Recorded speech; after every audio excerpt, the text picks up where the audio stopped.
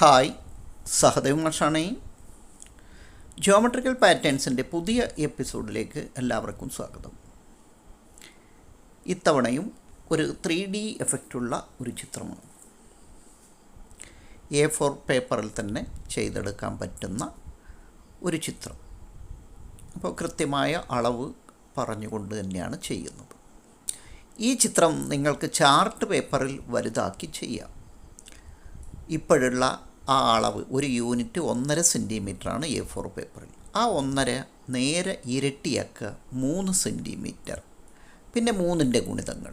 ആ രൂപത്തിലേക്ക് വരുമ്പോൾ ചാർട്ടിൽ വലിയ ചിത്രമായി മാറും.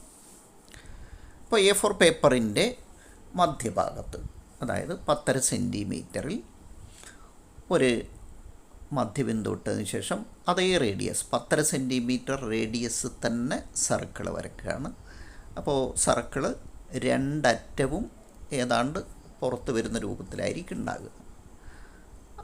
പിന്നീട് മധ്യബിന്ദുവിന് നേരെ കിട്ടാൻ വേണ്ടി 10.5 സെൻറ്റിമീറ്റർ തന്നെ അളന്നിട്ട് അവിടെ സർക്കിളിൽ ഒരു പോയിൻ്റ് ഇടുകയും അവിടുന്ന് 6 തുല്യ ഭാഗമാക്കി മാറ്റുകയും ചെയ്യുകയാണ്. അപ്പോൾ ഒരു സർക്കിളിനെ അതേ റേഡിയസ് കൊണ്ട് നമ്മൾ കട്ട് ചെയ്ത് 6 തുല്യ ഭാഗമായി. ഇപ്പോൾ നമുക്ക് ആ സർക്കിളിൽ 6 പോയിൻ്റുകളുണ്ട്.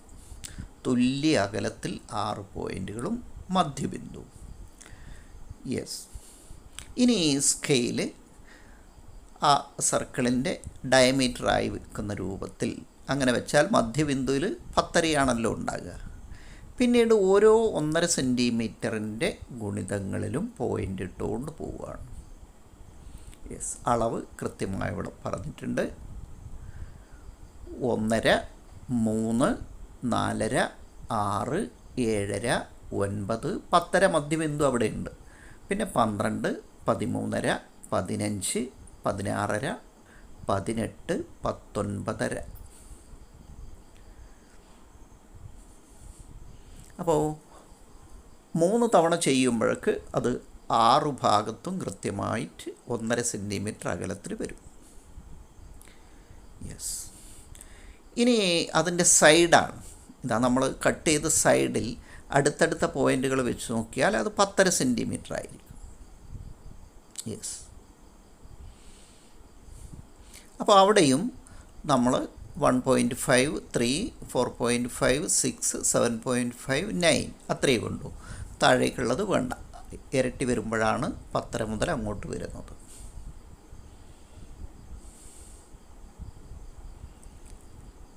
അപ്പോൾ ഇത് ഈ പോയിൻ്റ് 6 വശത്തും.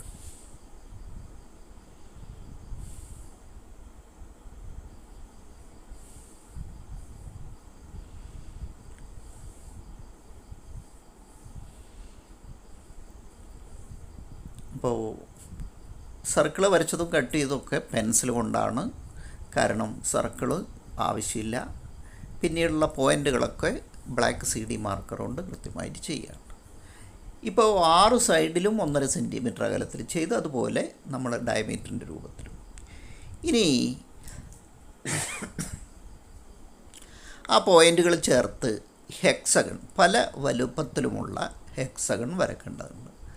അപ്പോൾ അതിൻ്റെ ഒരു സൈഡ് അടുത്തടുത്ത പോയിൻ്റുകൾ ചേർന്ന്, അപ്പോൾ 1.5 സെൻറ്റിമീറ്റർ, 3, 4.5, 6, 7.5, 9 വരെ ഈ രൂപത്തിൽ വരക്കണം. 9 സെൻറ്റിമീറ്ററും കൂടെ ഇവിടെ വരക്കണം.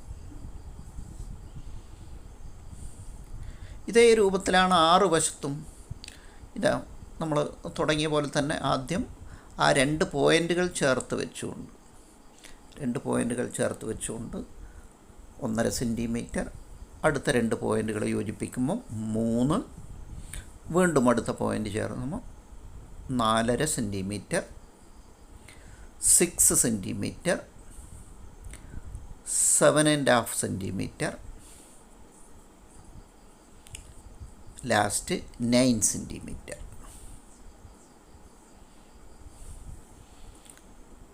ആ രൂപത്തിൽ 6 ഭാഗത്തും വരക്കണം. ഇവിടെ ചാർട്ട് പേപ്പറിലാണെങ്കിൽ നിങ്ങൾക്ക് 10.5ക്ക് പകരം 21 സെൻറ്റിമീറ്റർ റേഡിയസ് എടുത്ത് സർക്കിൾ വരക്കാൻ ബുദ്ധിമുട്ടുണ്ടാകും. കാരണം വലിയ കോമ്പസ് ഇല്ലെങ്കിൽ അത് പ്രയാസമാണ്. പക്ഷേ പക്ഷേ നമുക്ക് സർക്കിൾ വേണമെന്നില്ല. 60 ഡിഗ്രി കോണളവിൽ തുല്യ അകലത്തിൽ, അതായത് 10യുടെ ഇരട്ടി 21 സെൻറ്റിമീറ്റർ അകലത്തിൽ പോയിൻ്റ് ഇട്ടാൽ മതി. നമ്മളിപ്പോൾ കണ്ടില്ലേ 6 ഭാഗത്തും പോയിൻ്റ് ഇട്ട് മധ്യബിന്ദു. അത് ഏങ്കിൾ അളക്കാതെയാണ് ചെയ്തത്. ഏങ്കിൾ അളന്നാൽ കോമ്പസിൻ്റെ ആവശ്യമില്ല. വലിയ കോമ്പസ് ഇല്ലെങ്കിൽ ബുദ്ധിമുട്ടണ്ട. ആ എടുക്കുന്ന അളവ് കൃത്യമായിട്ട് 60 ഡിഗ്രി കോണിലായിരിക്കണം. എങ്കിൽ നമുക്ക് ഇതേമാതിരി 6 പോയിൻ്റ് തുല്യ അകലത്തിൽ കിട്ടും.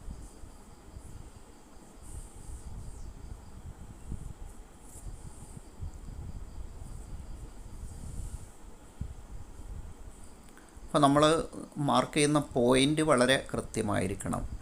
എങ്കിലേ ഈ രൂപത്തിൽ കൃത്യമായി വരച്ചെടുക്കാൻ നമുക്ക് കഴിയും.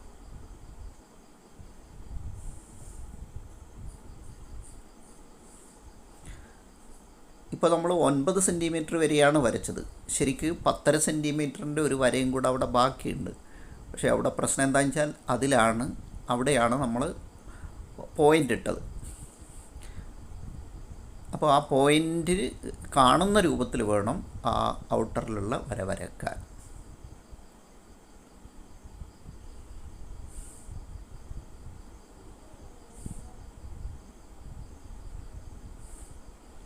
യെസ്, ഇപ്പോൾ ആ ഹെക്സഗൺ അവസാനത്തെ ഒഴികെ ബാക്കിയെല്ലാം നമ്മൾ വരച്ച് കഴിഞ്ഞു. ഇനി അടുത്ത സ്റ്റെപ്പ് ശ്രദ്ധിക്കുക. കട്ട് ചെയ്യുന്നത് മധ്യബിന്ദു ഉൾപ്പെടെയാണ് ഇപ്പോൾ വെച്ചത്. ഒന്നിടവിട്ടാണ് വരക്കുന്നത്. ഒന്നിടവിട്ട് 1.5 സെൻറ്റിമീറ്ററാണ് വരക്കുന്നത്. യെസ്. അടുത്തതിൽ ഏത് ലെയറാണോ വരച്ചത് അത് വിടുകയാണ് ചെയ്യുന്നത്. തൊട്ടടുത്ത ലെയറിലാണ് വരക്കുന്നത്.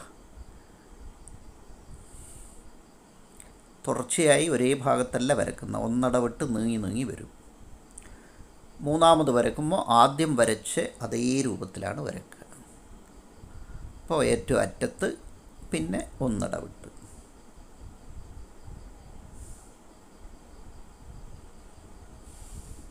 യെസ്.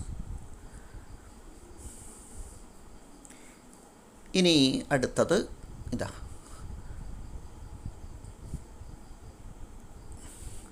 പുറത്തുള്ള ആ ഹെക്സഗണാണ് ഇനി വരക്കേണ്ടത്. ആ അറ്റം മുതൽ ഇവിടെ.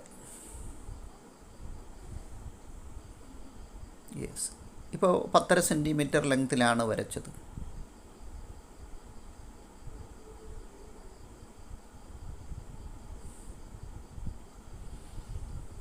അപ്പോൾ വരക്കുമ്പോൾ ആ പോയിൻ്റ് അവിടെ കാണണം. അപ്പോൾ അഥവാ വരേൻ്റെ ഉള്ളിലായി പോയിട്ടുണ്ട്, ഒന്നത് കാണുന്ന രൂപത്തിലൊന്ന് മാർക്ക് ചെയ്യണം.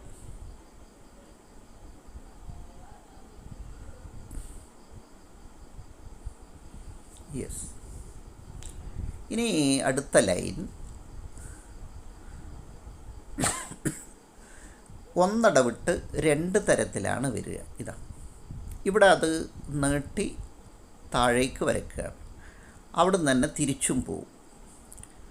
അപ്പോൾ അവിടെ ഒരു റോംബസ് അറ്റത്ത്. അങ്ങനെ 3 ഭാഗത്താണ് കിട്ടുക. 6 ഭാഗത്തും കിട്ടില്ല. 3 ഭാഗത്തും ഒന്നിടവിട്ട് 3 ഭാഗത്ത് അങ്ങനെ ഉണ്ടാവും.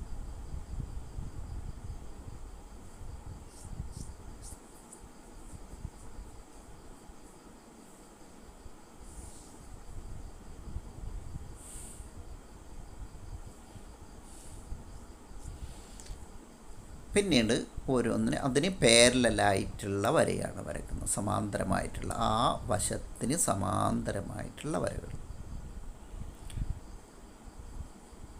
അപ്പോൾ ഒന്നിടവിട്ടാണ് ചെയ്യുന്നതെന്നുള്ള ഓർക്കുക.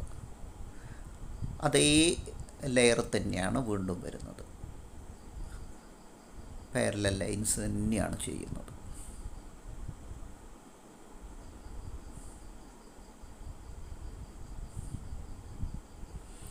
അവിടെ മാർക്ക് ചെയ്ത് അത് അറിയാതെ പറ്റിപ്പോയതാണ്. ആ ഒരു വര, ആ 1.5 സെൻറ്റിമീറ്ററിൻ്റെ വര അവിടെ വേണ്ടതല്ല. പക്ഷേ തിരക്ക് പിടിച്ച് നമ്മളത് മാറ്റേണ്ട ആവശ്യമില്ല. വൈറ്റ്നർ ഉപയോഗിച്ച് ചെയ്യണമെന്നില്ല. കാരണം നമ്മൾ ഉപയോഗിക്കുന്നതിൽ ഡാർക്ക് കളറ് കളറുണ്ടെങ്കിൽ ആ ഭാഗത്ത് വരുന്ന രൂപത്തിൽ ക്രമീകരിച്ചാൽ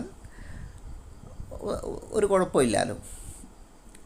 ഇങ്ങനെയാണെന്ന് കാണിച്ചു തരാം. ഞാനവിടെ മാർക്ക് ചെയ്തിട്ടുണ്ട്, തെറ്റിപ്പോയത് ഏതാണെന്ന് പെൻസിൽ കൊണ്ടൊന്ന് മാർക്ക് ചെയ്ത് കാണിച്ചിട്ടുണ്ട്.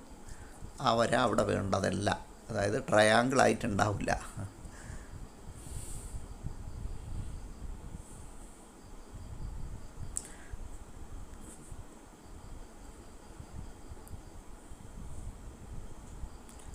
യെസ്,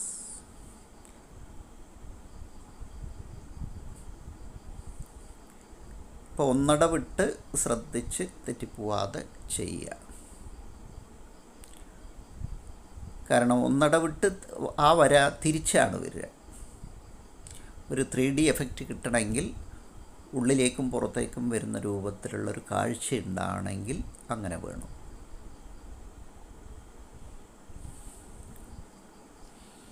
ഇനി ഈ സൈഡിൽ നിന്ന് എടുക്കുമ്പോഴും അങ്ങനെ തന്നെ, പുറത്തുള്ളവരൊക്കെ സമാന്തരമായിട്ടുള്ള പാരലലായിട്ടുള്ള വര.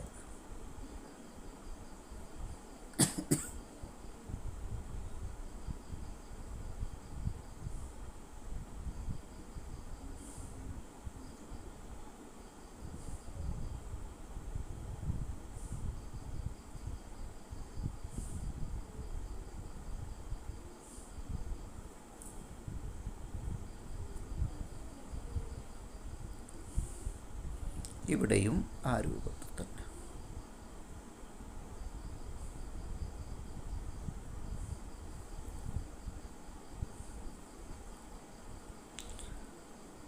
വരക്കുന്ന വരകളെല്ലാം സമാന്തര രേഖകളാണ്. ഒരു യൂണിറ്റ് 1.5 സെൻറ്റിമീറ്റർ എന്നുള്ള രൂപത്തിലാണ് നമ്മൾ എടുത്തിട്ടുള്ളത്. ചാർട്ട് പേപ്പറിലാണെങ്കിൽ ഈ 1.5 സെൻറ്റിമീറ്ററെല്ലാം 3 സെൻറ്റിമീറ്ററിലേക്കായി മാറും.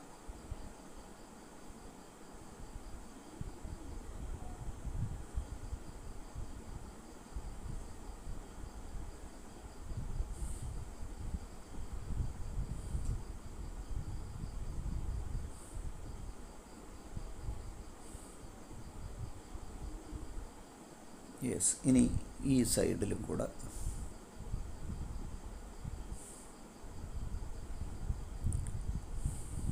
ഇതാ, ഇവിടെ നേരത്തെ എവിടെയാണോ വിട്ടത് അവിടെ തിരിച്ചാണ് വരക്കുന്നത്.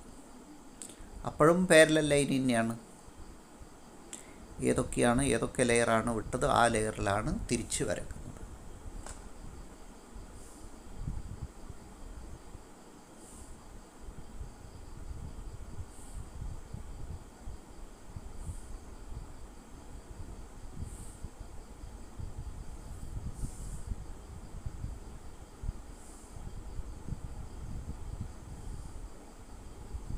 യെസ്, അതേപോലെ. അപ്പോൾ റൈറ്റ് സൈഡിൽ എങ്ങനെയാണോ ചെയ്തത് ലെഫ്റ്റ് സൈഡിലും അതേപോലെ ആയിരിക്കും.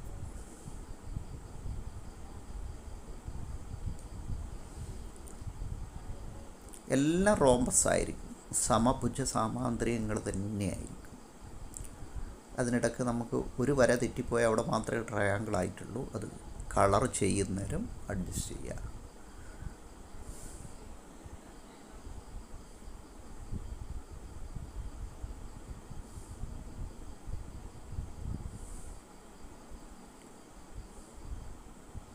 യെസ്, ഇപ്പോൾ വര കംപ്ലീറ്റായി. ഞാനിപ്പോഴും ആ തെറ്റിപ്പോയത് അത് അവിടെ തന്നെ നിർത്തിയതാണ്. കാരണം നമ്മൾ കൊടുക്കുന്ന ഇതിലുള്ള ഡാർക്ക് കളറായിട്ട് അവിടെ കൊടുക്കാം.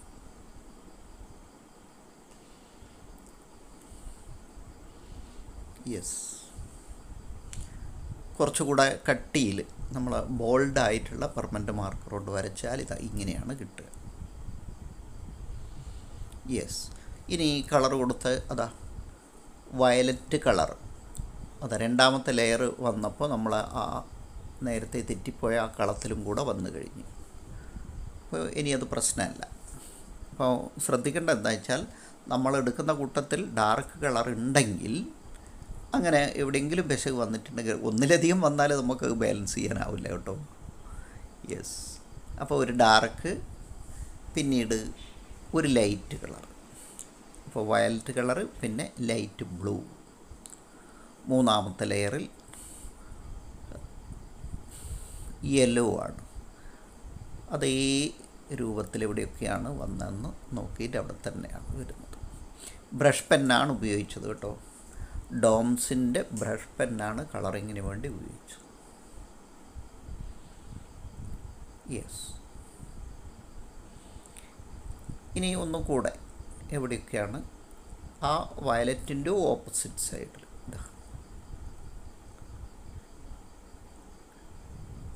ആ വയലറ്റ് കളർ അവിടെ കംപ്ലീറ്റ് ആയി.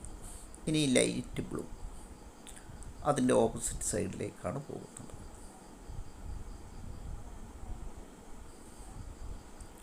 യെസ്. മൂന്നാമത്തെ ലെയറിലും അത് തന്നെ. ഇനി യെല്ലോ ആ ഓപ്പോസിറ്റ് സൈഡ്.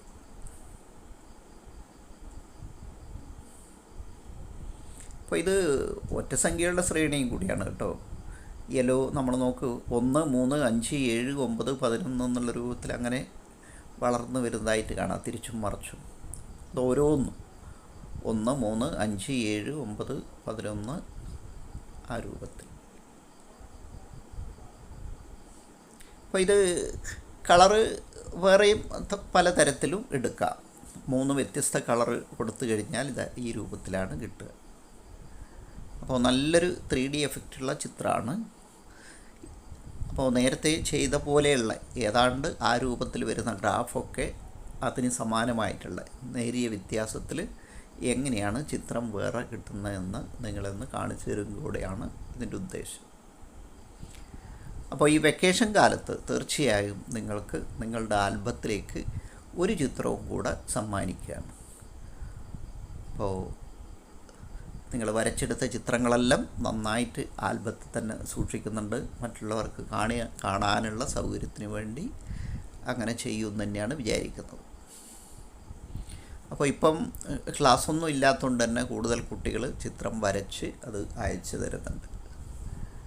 വളരെ സന്തോഷമുണ്ട് ഇങ്ങനെയുള്ള കാര്യങ്ങൾ നിങ്ങൾ സ്വീകരിക്കുന്നതിൽ. അപ്പോൾ ഞാനിത് ഏതാണ്ട് 500-ലധികം ചിത്രങ്ങൾ വരച്ച് കഴിഞ്ഞു കേട്ടോ.